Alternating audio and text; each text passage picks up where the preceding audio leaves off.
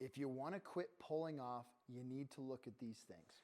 Most guys pull off because there's not enough space down here to accommodate the arm position that we need. So instead of being able to tilt into the hitting zone with good compact arms, we're actually having to manipulate our arms, pull our shoulders out to be able to get the barrel to the place that we want it to be. So here is a couple ways I want you to try to get better spacing and better positioning so you quit pulling off the baseball. I want you to first try to grab a cable machine or a band and get your butt behind your heels, chest over the plate, practice the position under some load versus what I'm going to do here, which is to get my spine way too vertical and try to pull that same weight around. It's not going to work very well. Notice the nasty face I'm making. I want you to set up your batting tee right against your butt, okay? So you'll notice if I set it up right here against my butt, that's me being completely vertical, okay?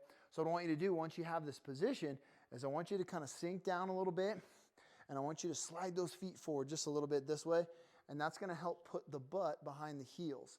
And this is where having those slow-mo feels of me keeping contact with this tee right here is going to be a big game changer for you maintaining the right amount of hinge in your hips so you can have space for your arms to turn through versus you coming off this tee, standing up, and having to pull off to get your arms to contact. This one's an easy one because all we got to do is we got to take a low tee or put your tee on the lowest setting you can, or buy a really small parking cone from Ace Hardware.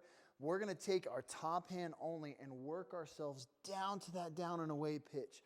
And this is really going to force our chest, our body to stay over the impact zone and over the plate for longer, which is going to help support having a much better spacing feel. We really can't get to this position by just swinging across and cutting off. We've got to keep a good vertical bat. We've got to keep a hinge. We've got to keep posture over the dish if we want to have any chance at catching this ball flush. Right here, I want you to practice both a mental cue and a physical component, which is I want you to make sure you're keeping the chest over the plate and pimping the finish. Okay, so what I mean by that is get yourself over the dish, hold and stick your finish right there.